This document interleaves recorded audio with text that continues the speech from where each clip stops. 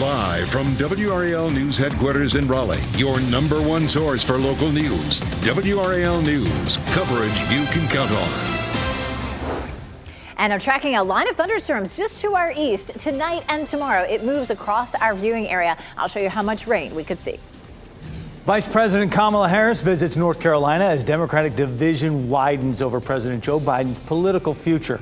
We'll have a preview of today's event.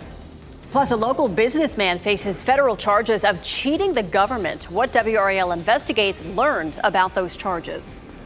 A front stalled just to our east. It'll move across our area tonight and tomorrow, bringing us a good chance of soaking rain as you take a live look at Carolina Beach right now. That looks scrumptious here this noon. I'm Jeff Hogan. Good afternoon. And I'm Michelle McConaughey in for an H2. Thanks for joining us. Yeah, that beach looks beautiful. A lot of people still there, but they're not going to be there tomorrow. Elizabeth Gardner is in the WRAL Severe Weather Center with a look at the timing of the rain and how much we could see. So over the last 3 or 4 hours, we've watched this stationary front here produce a lot of rain here in eastern North Carolina. It continues to be pretty heavy just south and east of Sampson County. Hopefully that will dissipate because we've seen this rain falling for hours, so there could end up being some flooding. Now that is fairly sandy soil there and it drains well, but that's something we'll watch. It's not part of our viewing area, but something to keep in mind if you happen to be driving all the way down I-40 toward the beach for today. Let's take a look at Futurecast, and you can see that wave of rain starting to move back into our viewing area around 5 or 6 o'clock, but it dissipates once we hit sunset. So we're not looking at a whole lot of rain today, but from Clinton to Goldsboro to Rocky Mount,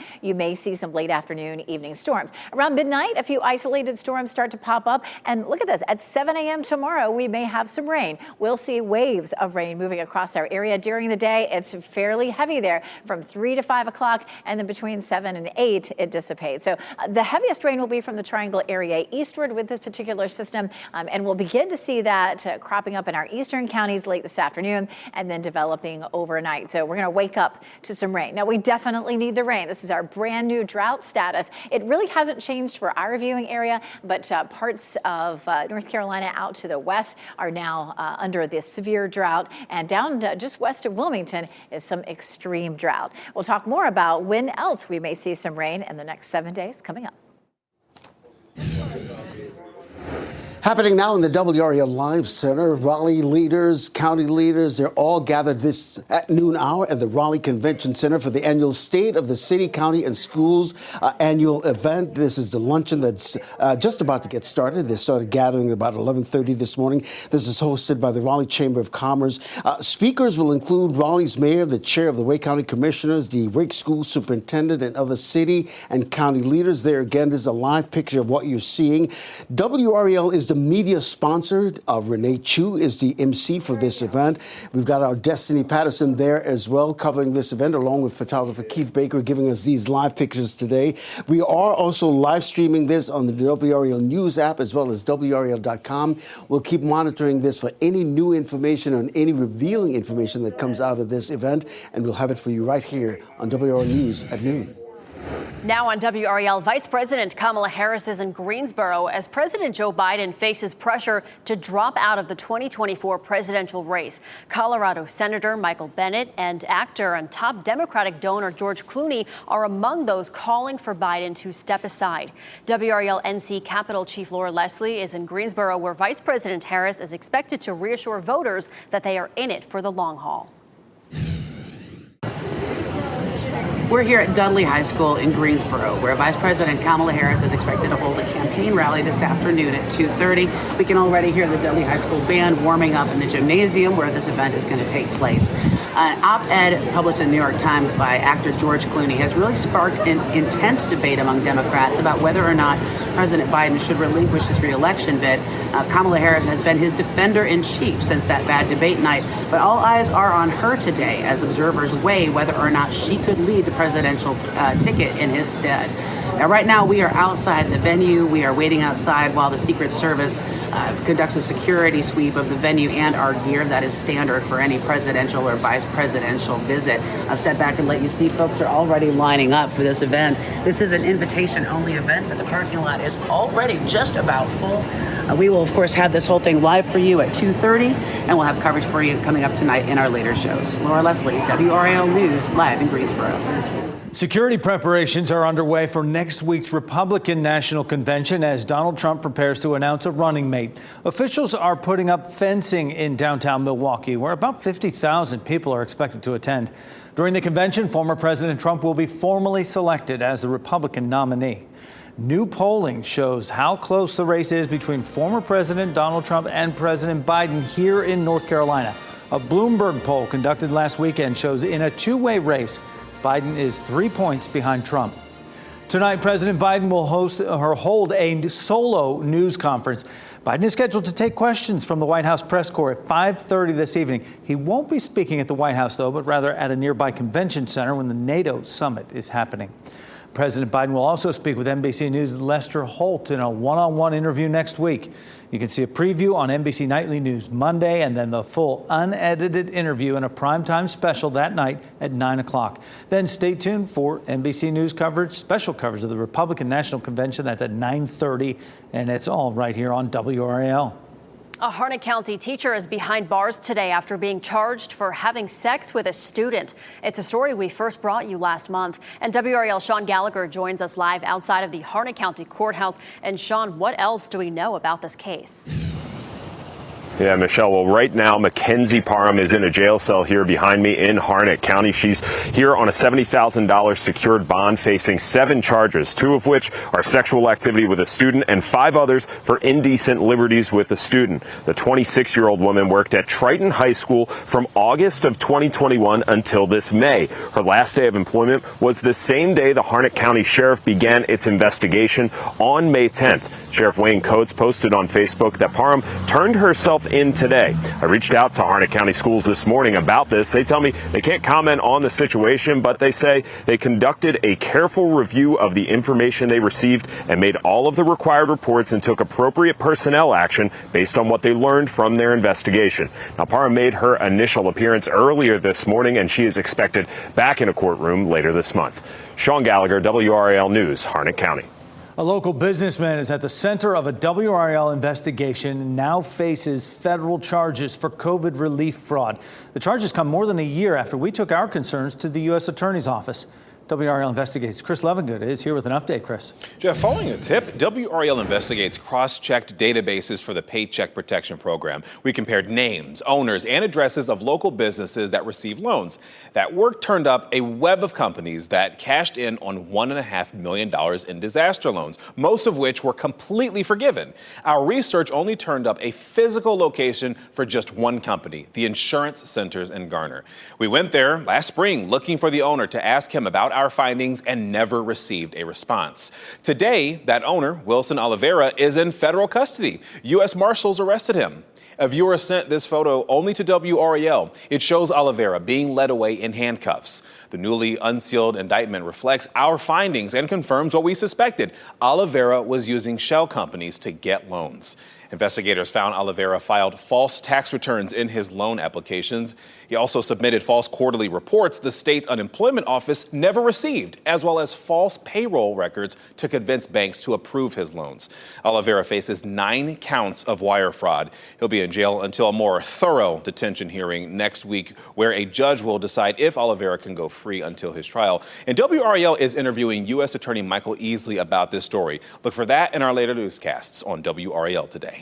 Certainly will, Chris. Thanks. The Internal Revenue Service has collected more than $1 billion in past due taxes from millionaires since last fall. That's all thanks to the Democrat-backed Inflation Reduction Act. Last fall, the IRS launched an initiative to collect from wealthy individuals who have not paid the taxes they owe. The agency identified about 1,600 taxpayers with more than $1 million in income and more than $250,000 in tax debt. To date, more than $1 billion has been recovered from those individuals. Happening now in the WRAL Live Center, what was Hurricane Beryl still wreaking havoc and causing death and destruction all across the United States. This is brand new video into our newsroom out of Vermont, where the governor confirms one person died after the vehicle the man was in was swept away by floodwaters in the town of Peacham. In the last 24 hours, parts of Vermont got 4 to 6 inches of rain, washing out roads, demolishing apartment buildings, and flooding homes. All this re-traumatizing this state that is still recovering from catastrophic flooding a year ago to the day. The state issuing a statewide boil water notice for places like Barrie, Vermont. More river flooding expected today. Residents in low-lying areas are being asked to go to higher ground. We'll keep monitoring this story for any new developments during this hour of news here on WRAL. Thanks, Ken. And covering Wake County, a lightning strike is being blamed for a house fire. Fire crews arrived at the three-story home on Carpenter Upchurch Road at about 9:15 last night. This is video from the WRAL breaking news tracker. The Morrisville fire chief says the lightning hit the chimney, started a fire that damaged the sunroom. Crews were able to put the fire out in about 20 minutes. Nobody was hurt. And in Raleigh, fire crews are searching for the cause of a fire in the historic Oakwood neighborhood. The emergency call came in around midnight. This is video from the WRAL breaking news tracker on Elm Street. We are working to learn the extent of the damage there and whether anyone was in the house at the time. And we're also working to learn more about this three-car crash in Fayetteville. Video from the WRAL breaking news tracker shows the aftermath of the crash on Murkison Road at Pamela Drive. This is the same intersection where a deadly hit-and-run crash happened Tuesday. This crash happened at about 11:15 last night. We're trying to find out whether anyone was hurt. Next at noon, House Republicans passed a bill requiring proof of U.S. citizenship in order to vote. The key issues that bill faces as its future remains uncertain. Also, fire 500 feet up in a Gothic cathedral in France. How smoke from that fire rekindled memories of the Notre Dame fire in Paris 5 years ago. Plus, today is the funeral for a 2-year-old Durham girl killed by gun violence. We'll take you there at 12:30 for what will be an emotional day for that family. Keep watching WRAL News over the air Channel 34 and Spectrum Channel 1257.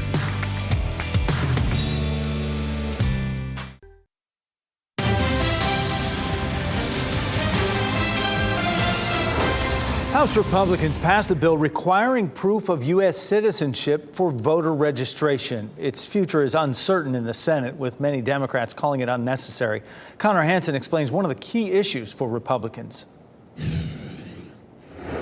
The yeas are 221, the nays are 198. The bill is passed. A key part of their agenda, House Republicans passed the SAVE Act, expressing concerns that people in the country illegally could be voting in upcoming elections. 5 Democrats voted for it as well. Let me be clear. Non-citizen voting reduces confidence in our elections. American elections are for American citizens, and we intend to keep it that way. The law would require people to provide documents proving their citizenship when they register to vote, and it would give states access to federal databases to help them remove non-citizens from the rolls. These common sense solutions are not controversial. State audits show it's rare for ballots from non-citizens to be counted, and they haven't impacted an election. Many Democrats argue the SAVE Act is unnecessary and could make it harder for some Americans if they've lost documents or if they're overseas and can't register in person.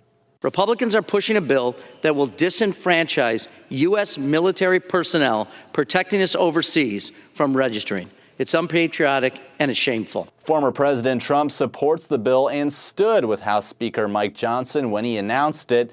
Trump says it would stop, quote, weaponization and cheating, but opponents argue its purpose is far more cynical. It only perpetuates lies now to set up even bigger lies later when they're unhappy with the outcome of the November election.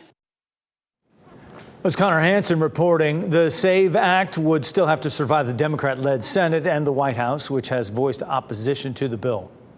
In less than an hour, state leaders will kick off a new effort to protect children from online sexual exploitation. It's called Know to Protect. Homeland Security's Investigations Charlotte office is partnering with Governor Roy Cooper and Attorney General Josh Stein on this campaign. They'll speak more about it during an event in Raleigh at 1 o'clock. WRAL will be there and will have a report in our later newscasts.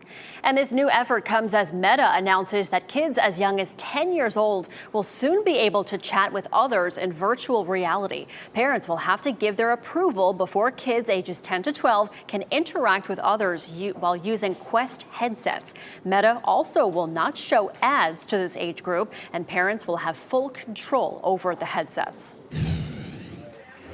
Happening now in the WRAL Live Center, some video that you'll be talking about the rest of the day. No doubt will be populating your social media feed. Take a look at your screen right now. That is a young bear caught on a Ring doorbell camera at a home in McGee's Crossroads in Johnston County. You can see the curiosity of that young bear walking up to the back door of that home. Of course, this is overnight. Everybody's sleeping. Nobody in the backyard, which is a good thing. But there you see the curiosity of a young animal just wandering through that backyard in McGee's Crossroads. Very interesting. A spire under renovation burst into flames today in northern France, but firefighters were able to bring it under control about 90 minutes later. A lot of firefighters, though, 70 of them. The fire was contained in an area where there was mostly metal. It was that covering there that caught on fire from some construction. The magnificent Gothic cathedral near Normandy is widely known from a series of paintings by artist Claude Monet. Witnesses compared the smoke from the spire to the devastating fire in 2019 at Notre Dame Cathedral in Paris. The cause of that fire was deemed accidental. A lot of us remember that. Well, and a lot of thoughts. That was 5 years ago, yeah. if you can believe that, right? right? Oh my gosh, it's crazy. Yeah. We're talking about, you think about Paris, you think about France, you're talking about the Summer Olympics here. We're getting our own summer heat wave. Just continues to hang on here, Elizabeth. It definitely does. We take a live look here at RDU, and you can see some cloud cover here. We're going to see some increasing clouds for today, some sunshine peeking through. But once we get to tonight, we're going to see that next round of rain moving through, and it will be a gray day tomorrow with rain on and off. Right now, it is 85 degrees. We do have a big change in our conditions today versus yesterday. Yesterday at noon, our dew point was 77.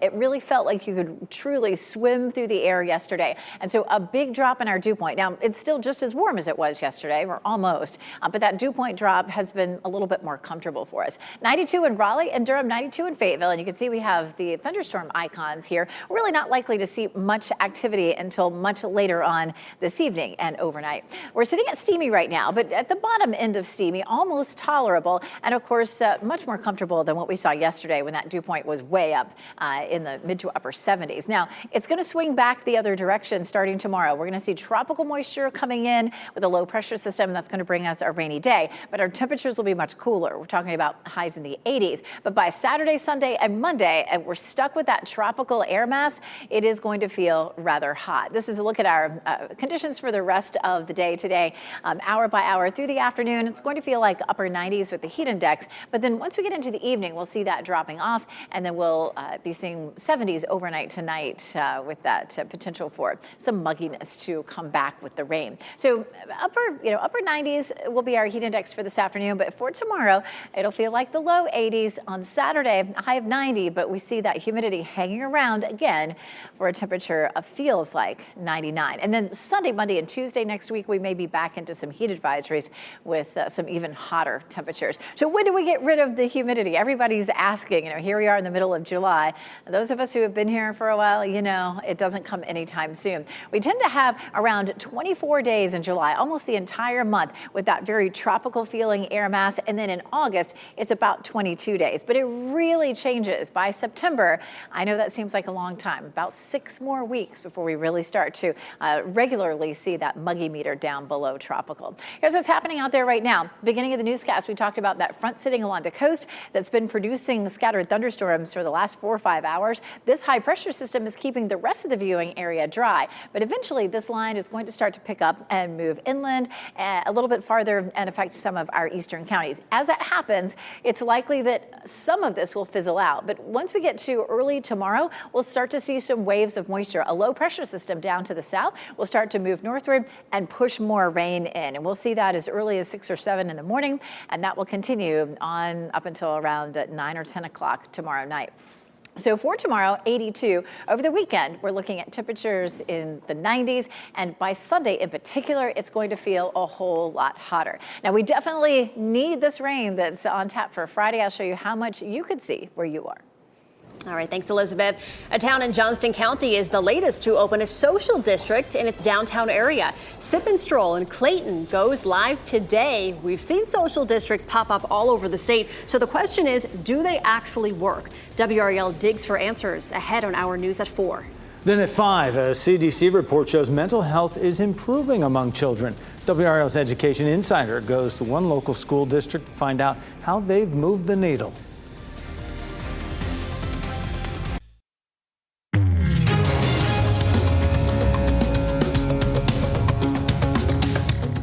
free Slurpees today to celebrate 7-Eleven's birthday, and why BMW is recalling some vehicles. Those are among today's business headlines with Maribel Aber. BMW is recalling more than 390,000 older vehicles to replace the airbag inflators. The recall includes 3 series sedans and sports wagon models from the years 2006 through 2012. Owners of the vehicles will be notified next month, and more than 330,000 Chrysler vehicles are being recalled because a front seat airbag may not deploy as intended. That recall includes some Fiat's, Jeep, and Alfa Romeo models. Owners of those vehicles will also be notified in August. Costco is hiking its membership fee for the first time in 7 years. The annual fee will go up by $5 to $65 as of September 1st. Costco's more expensive plan, called Executive Membership, will increase by $10 to $130 a year. The last time the chain raised its membership fees was June of 2017. Costco has held off on hiking the fee in recent years, saying it wasn't the right time given consumers were dealing with inflation and higher prices. It's July 11th, and 7-Eleven is celebrating its birthday with free Slurpees. The annual giveaway this year marks the 97th birthday of the chain. It opened in Dallas in 1927. Today, it has more than 84,000 locations in 20 countries. No purchase is necessary to get a free Slurpee today. You just have to stop by a 7-Eleven, Speedway, or Stripe store and check 7-Eleven's Rewards app for a chance to win free Slurpees for an entire year. And those are your business headlines. I'm Maribel Aber at the NASDAQ Market Site. I stopped listening to free Slurpee. I'm in right there. Amazon Prime members can get a $20 credit just in time for Prime Day. Here's how you get it. Upload at least one photo through Amazon's photo app for the first time, and you have to do it before 3:59 a.m. Eastern Time on July 13th to get that credit. Amazon says if you qualify, you'll receive an email confirming that the credit has been applied to your account. The credit only applies to orders purchased through Amazon.com or Amazon Digital Services, and the products have to be at least $30 without taxes, shipping, and handling, and gift wrapping. Remembering Manariah Bradshaw, family and friends will gather shortly to honor the life of one of the youngest victims of gun violence.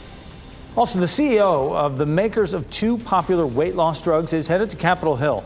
What a Senate committee hopes to accomplish. And here are your winning NC Education lottery numbers on your screen right now. We'll be right back.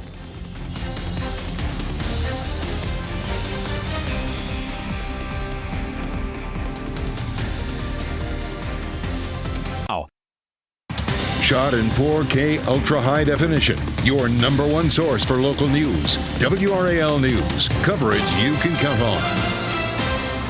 One of Durham's youngest victims of gun violence will be remembered today. The funeral for 2-year-old Minari starts in about a half an hour at a church in East Durham. That's where we find WRAL's Monica Casey. Monica, this is such an emotional day for that family. Yeah, Michelle, it really is. Minari's funeral will be happening right over here at the Antioch Baptist Church. Her family is gathering here right now to honor and remember her too short life. Minari's mother tells WRAL the toddler had a big smile and personality, bringing joy to the people around her, often through her dance moves. Her obituary says she leaves behind many people, including her father and a brother in Burlington, her mother and a 3-year-old sister in Durham, grandparents, and many aunts and uncles. Now, Minari was shot in a drive-by 3 weeks ago on June 20th. She died nearly a week later on June 27th. Her mother was also grazed by a bullet in that shooting on Cornwallis Road. Durham police are still looking for the person responsible for killing this little girl. She is one of 20 people under the age of Durham who has been shot in Durham this year. Her funeral will get underway in just about half an hour here. We'll have a live stream over on our website. In Durham, Monica Casey, WRAL News. I want you to take a good look at this video right now. It shows the moment that car slammed through the wall of a Selma business. That was the 4th of July. The driver was being chased by Selma police. The owners of Surf and Turf on Anderson Street are now working to reopen that business. The lawnmower store was closed for the holiday when that crash happened, so thankfully there was no one inside. Since the crash, the community of Selma has rallied around the business owners. Great support in the community. We've had a lot of phone calls, a lot of people reaching out, trying to help us out, give us stuff. They've been really good to us. They're some tight-knit communities. The driver of the car was 37-year-old Tyrone Jones. Store owners say police found him hiding in a back room behind a pile of tires. He was taken into custody. OSHA is investigating the possible heat-related death of a postal worker. Wendy Johnson worked as a postal supervisor in Fayetteville. Family members tell WRAL that she died on June 6th after working out of the back of a postal truck without air conditioning for hours. One postal worker who did not want to be on camera told us they call these postal trucks easy bake ovens. Johnson's son says his mother would text family members about the heat inside those trucks. She texted my aunt and she said, yeah, I'm in the back of this truck and I'm hot. Being in her situation, I don't think she should have been in the truck on 95-degree weather when in the back of that truck it's like 102. And we've reached out to the postmaster in Charlotte to get more information about the circumstances surrounding Johnson's death. We have not heard back yet. Michelle, we also know dangerously high temperatures can be deadly for infants and small children, and pediatric doctors say it's extremely important to know the signs of heat exhaustion in babies. Doctors at Duke and UNC tell WRAL heat is especially dangerous for infants because they have no way to communicate, no way to tell us. They can't tell us what they're feeling, how they're feeling, so you need to be ultra aware. Anytime that your baby is not responding to you as well as it usually does, so if your baby usually is smiling at you, laughing at you, and suddenly stops doing that, it's important to check the baby carefully to make sure that the baby is feeling okay. Some signs of heat exhaustion include pale, clammy skin, listlessness, nausea, and a fast but weak pulse. Happening now in the WRAL Live Center, a passing of note to note this noon hour. Actress Shelley Duvall has died. She was best known for her roles in The Shining with Jack Nicholson, as well as olive oil in the movie Popeye that also starred the late Robin Williams. She also starred in a number of Robert Altman films, including the first film he cast her in, which was Brewster McCloud. A longtime partner, Dan Gilroy, said Duvall died in her sleep at their home in Blanco, Texas, of complications of diabetes. She was an original, one of the best. Shelley Duvall dead at the age of 75 years old. Thank you, Ken. Well, there's outrage surrounding the death of a Wisconsin man that is now being investigated as a homicide. Police say Devontae Mitchell caused a disturbance at a Hyatt Regency in Milwaukee and was escorted out by security guards, beaten and kicked. He died before officers arrived on scene. This is a live look at funeral services right now. NBC's Emily Aketa shares the plea from his family. This morning, the death of a Wisconsin man that has drawn outrage, now being reviewed by the Milwaukee District Attorney as a homicide. Devontae Mitchell died following an encounter at a Hyatt Regency in Milwaukee. This cell phone video recorded by a witness. Stay down! Please stop fighting! Showing Mitchell pleading for help as he's held face down by 4 people, identified by police as hotel security. To see them beat him repeatedly over and over and over again. They didn't stop. They could have stopped. They could have let him go, and they didn't. Mitchell's family says they viewed surveillance video that they say showed Mitchell running through the lobby on Sunday, June 30th, entering a women's restroom. When you go into the ladies' room, this is what happened. Milwaukee police saying Mitchell had fought with security guards who detained him until police arrived. They say officers found Mitchell unresponsive and he later died. The 43-year-old husband and father may have been suffering from a mental health episode, according to Mitchell's family. Civil rights attorney Ben Crump says one of the men who held him down, a front desk employee, claims he told security guards Mitchell couldn't breathe, but was ordered to keep holding him. It's outrageous. It was inhumane. It was unnecessary. That was Emily Aketa reporting. Coming up, Senator Bernie Sanders is shaming a major company over their sticker prices, what he's asking Novo Nordisk to do regarding weight loss drugs. Also, falling just short of a new world record. We'll show you this. More than 11,000-foot walk over Italy. We'd love to connect with you online. Follow WRAL on Facebook to join the conversation.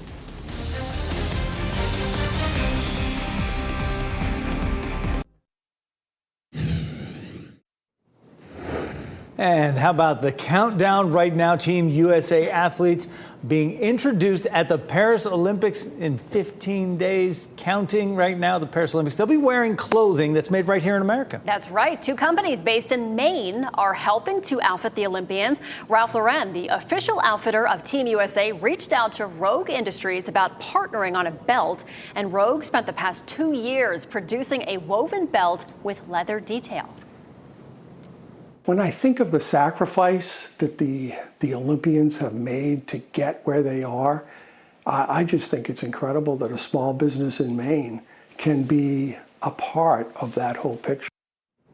Ralph Lauren contracted Rancourt and Company in Lewiston, Maine to make Team USA shoes for the 4th time. It's pretty cool. WRAL is your home of Summer Olympic coverage. Liz McLaughlin will be in Paris bringing you live reports. We'll also have live coverage all day from July 26th to August 11th on WRAL.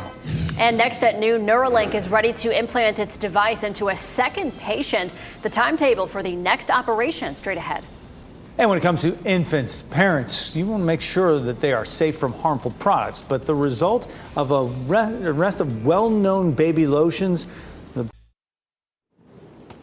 CEO of Novo Nordisk will head to Capitol Hill in September to testify before a Senate committee. Senator Bernie Sanders plans to call attention to how much it changes in the U.S. versus other countries. Sanders wants Novo to reduce the price of Ozempic to about $155, which is what it costs in Canada. A month's supply currently costs $935 in the U.S., while Wegovy is more than $1,300. Last month, the company announced plans for a $1 billion expansion in Johnston County. Neuralink hopes to implant its second human patient within the next week or so. That is according to founder Elon Musk. Neuralink's goal is to help patients by using breakthrough paralysis control technology. The company implanted its first human patient this winter, but executives say only 15% of the implant's channels are working. Neuralink executives are making changes to address the hardware problems. There are very few things that are as soft as baby skin, so you might expect products made for them would be gentler or free from harsh ingredients. Consumer Reporters tested some of the top brands, and what Marcy Whalen shares might surprise you. A baby's skin can't regulate moisture as well as an adult's, so parents often purchase special baby lotions to help meet their unique needs. Consumer Reports and fellow nonprofit organization Made Safe examined the ingredients of several popular baby lotions. What we want to identify are ingredients that are concerned to human health. We want to also look at ingredients that impact our air, our water, our soil. Of the 13 baby lotions, 7 from these brands had the most concerning ingredients: Aquaphor, Aveeno, Burt's Bees, CeraVe, Dove, Eucerin, and Johnson's. Ingredients to avoid are ones that are potentially linked to cancer, such as preservatives like phenoxyethanol and polysorbate. Additionally, petroleum ingredients, including mineral oil and paraffin. Also, with petroleum products, they don't break down in the environment. Consumer Reports reached out to the makers of all 7 brands, and none responded. Another potential issue, fragrance and dyes. They can both be hiding hundreds of other ingredients that don't have to get listed on the label. Fragrance and dyes in personal care products and cosmetics are considered trade secrets in the U.S., which means they can be kept confidential, but could be linked to health concerns like cancer and endocrine disruption. Lotions with safer ingredients include California Baby Super Sensitive Everyday Lotion and Earth Mama Simply Nonsense Baby Lotion. These lotions might be pricier because natural ingredients cost more than synthetically produced ones. But since you only need to use lotion when your baby's skin is dry, it might be worth the extra money. Fewer ingredients, better ingredients, that's what you want to do. That was Marcy Whalen reporting. Consumer Reports also tested 10 of the baby lotions for lead and other toxins and found none. And some of those baby lotions have sunscreen in them, and that'd be a good thing these days. Elizabeth Gardner in the WRAL Severe Weather Center, although it's kind of peeking in and out of those clouds today. It is. You know, we've been following this front that's just to our east, and that's going to continue to send some clouds our way, and then eventually some rain, mainly this evening and tonight, and really all day tomorrow. You can put the sunscreen away. We're going to be dealing with clouds and rain, and we'll get a break from the heat. We take a live look at Goldsboro. Goldsboro, of course, down to the south and east, definitely seeing a lot more cloud cover than, say, Chapel Hill, which is on the west side of the viewing area. Chapel Hill there, courtesy of Top of the Hill Restaurant. Some cloud cover in Fayetteville and kind of a mix of sun and clouds there in Apex. Here's what's happening. We have a stationary front. Fortunately, this rain is starting to weaken a little bit, but we've seen a lot of rain developing in the same place, just sort of stalled here. We call that training. It's like train cars moving right along the same line. And we tend to see some flooding when that happens, and we just see that rain over and over. None of that's happening in our viewing area per se, but as we get through the next several hours, we'll start to see this front gradually moving back to the west, and that will help to push some rain into our area. We saw that front actually starting in the west and moving eastward overnight last night. We saw some significant rain, but only in a narrow band from just west of Roanoke Rapids to around Wake Forest. We saw anywhere from an inch to an inch and a half there along that purple line, but it was a pretty narrow band. Down to the south, same story. The western part of Wake County saw anywhere from about an inch to an inch and a half, but the eastern part of the county was maybe like a quarter of an inch. And then we had a pocket down here in the western part of Harnett County where we had a radar estimate of 3 inches of rain. So it was definitely haves and have-nots, and mostly have-nots yesterday. We'll have more widespread rain as this front gradually pushes to the west. We'll pause it at 8 o'clock tonight, maybe an isolated shower or two starting to develop in places, and then that continues to push westward. Pause it again at around 6 a.m. There may be a few stray showers during the morning commute. More widespread by lunchtime and into the afternoons. We get into some daytime heating, and that low itself starts to move on up into our area. Now, that low has a very tiny chance of having some tropical characteristics. It will definitely have a lot of tropical moisture, so we are looking at the potential for some heavy rain, at least at times with this system, but its potential to be a tropical depression is fairly low. We take a look at our rainfall potential with this, not just tonight and tomorrow, but all the way into Saturday and Sunday as well. Some of this rain may linger into Saturday also. So we're looking at the potential for about an inch to an inch and a half in our western counties, and in our eastern counties as much as 2.5 plus inches around the triangle. I would say about an 1.5 to 2 inches. That is not a huge amount of rain, but it is possible that we would have some flooding, especially in places that tend to flood fairly easily. Low-lying spots could see some flooding on Friday, maybe into early Saturday morning. Our drought status has not changed a whole lot. It hasn't really changed for our viewing area. We have a sliver of Edgecombe, part of Wilson County, and most of Wayne County that are in that severe drought. We do have Columbus County. I meant to widen that out a little bit more. That is now in extreme drought. Whiteville, close to the coast, only had 1 inch in the last 30 days. And so there are a lot of crops in that area. So that's definitely going to be a serious issue. I'm hoping that the rain that we see tomorrow will help things out. After that, we don't have a whole lot more rain in the forecast for the rest of the week. We're talking about a fine line as this man, thanks Elizabeth, as this man, stuntman, walks into history, but fails to claim a coveted title. Ooh. Find out how long this trip took into the record books. Oh boy. And here's a look at your winning Powerball numbers: 7, 11, 12, 27, 46. The Powerball is 26 and the Power Play is 3.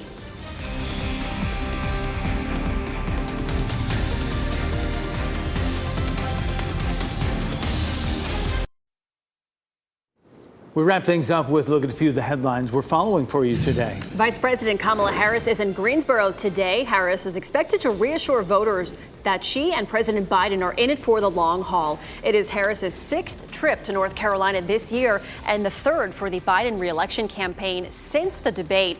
WRAL Capitol Bureau Chief Laura Leslie is at the event. She will bring you the latest on WRAL.com and in our evening news. A Harnett County teacher is behind bars today after being charged for having sex with a student. Mackenzie Parham is facing 7 charges, 2 for sexual activity with a student and 5 others for indecent liberties with a student. She's currently in jail in Harnett County on a $70,000 secured bond. The 26-year-old woman worked at Triton High School from August of 2021 until this May. And one of Durham's youngest victims of gun violence will be remembered today. The funeral for 2-year-old Minari in just a few minutes at a church in East Durham. Minari was shot in a drive-by 3 weeks ago on June 20th. She died nearly a week later on June 27th. Her mother was also grazed by a bullet in that shooting on Cornwallis Road. Durham police are still looking for the person responsible for killing this little girl. It's been nearly 4 months since someone hit the $1.3 billion Mega Millions jackpot, but we still don't know the winner's identity. The winning ticket was sold at a liquor store in New Jersey, March 26th. The winner only has a year to claim the prize, so lottery officials are urging that winner to sign the ticket and contact them to claim the grand prize. A Hollywood stuntman entered the history books after becoming the first person to do a slack line walk over Italy's Strait of Messina, but he failed to capture another world record. The 11,961-foot walk connected mainland Italy with Sicily. It anchored on 2 towers on either side. It was the longest slack line ever built, and people on boats passing through the Strait of Messina could be heard cheering him on. My first feeling was finally to get a good deep breath of fresh air.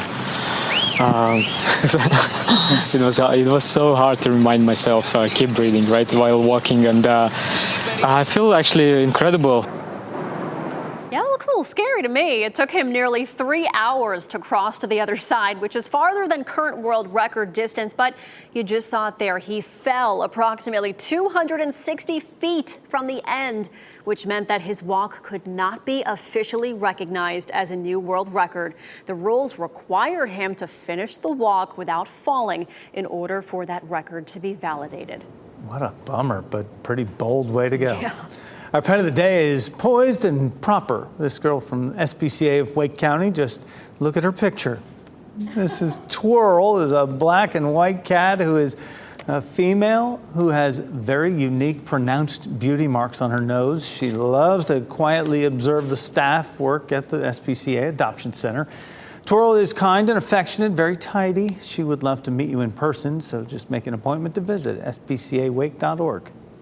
Weight loss drugs are soaring in popularity, but what happens when people stop using them? Today on WRAL News at 4, a doctor explains what you can expect, plus how weight loss programs are adapting to the new medication. Boy, that guy with the slack line there. Oh my gosh, I know. Jittery. He was like, I just have to look around and see how many. It's amazing, but oh my goodness, sir, you are so high up. And he says he needed to remind himself to breathe. I would say, yeah, the slack line between those 2 towers. Oof. Yeah, I'd be crying. Wow. I guess he had some safety lines anyway. Did, for when he fell, he could grab on and pull himself back up, but still. Could you imagine getting almost to the end, though, and falling like I know, within a couple hundred feet. The poor guy. NBC News Daily up next on WRAL, your next local news in 30 minutes. And you can get breaking news updates anytime with our WRAL News app. Have a great day.